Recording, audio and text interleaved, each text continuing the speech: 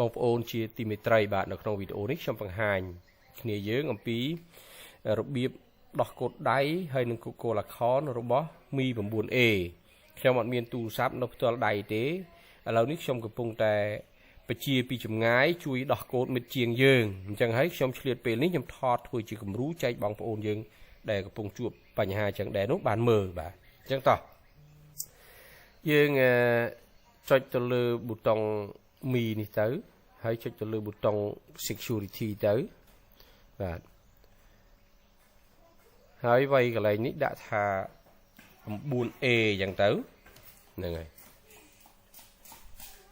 បាទដាក់ 9A អញ្ចឹងទៅហើយចុច select លើ model វារួចហើយយើងសាកល្បងប្រើ preloader សាកមើលបាទចុច tick លើ preloader រួចហើយចុចលើប៊ូតុង factory reset បើសិនបើចង់ដោះកូដដៃហើយបើសិនបើចង់ដោះ Google Account ចុចលើប៊ូតុង erase FRP ឥឡូវគ្នាយើងនៅខាងនោះគាត់ថាគាត់របស់គាត់នោះជាប់ FRP កូដដៃគាត់បាន reset រួចហើយអញ្ចឹងឥឡូវខ្ញុំចុចលើ erase FRP អញ្ចឹងណាបាទអូខេប៉ុណ្ណឹងទៅវារងចាំទូរស័ព្ទហើយខ្ញុំប្រាប់គាត់ឲ្យគាត់ភ្ជាប់ទូរស័ព្ទសិនបាទតោះខាងនោះពលត់ទូរស័ព្ទឲ្យចុច volume បូកដកដុតឌុយទៅនឹងហើយបងប្អូនយើងទន្ទឹមនឹងគាត់ពលត់ទូរស័ព្ទអីចឹងយើងចុចខ្ញុំចុចបន្តទៀតទៅលើ device manager នេះដើម្បីបើកផ្ទាំង device manager មកមើល driver ទូរស័ព្ទនៅពេលដែលគាត់ពលត់ទូរស័ព្ទចុច volume បូកដកដុតឌុយវាត្រូវស្គាល់ទូរស័ព្ទនៅក្នុងផ្ទាំងនេះឯងចឹងណាបាទឥឡូវយើងចាំមើលបន្តិចអូខេ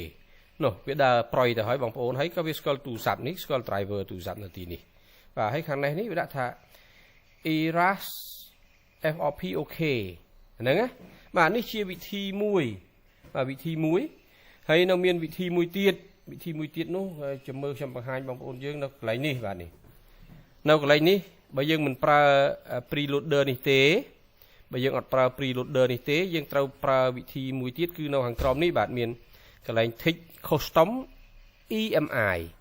tick លើវាទៅឬហើយរើសនេះដែលខ្ញុំនិយាយរើស model វាហ្នឹងខ្ញុំបានប្រាប់មិត្តយើងមិញរើស model ប៉ុន្តែគាត់អត់យល់រត់ឃើញណានេះអញ្ចឹងយើងមើលមកMi 9A របស់យើងហ្នឹងក្នុង China ឬក៏ Global បើ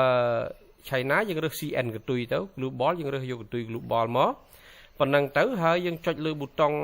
Factory Reset ឬក៏ erase FRP ហ្នឹងដូចតែគ្នាមិញដែរទេប៉ុន្តែមកដល់ពេលនេះគេឈប់ប្រើអា custom EMI ហើយដូចបងប្អូនឃើញស្រាប់ហើយមិញខ្ញុំរើសតែ tick តែ preloader ហ្នឹងវាស្រួលណាស់ហើយបងប្អូនណាបាទវាដើររលូនណាស់ហើយ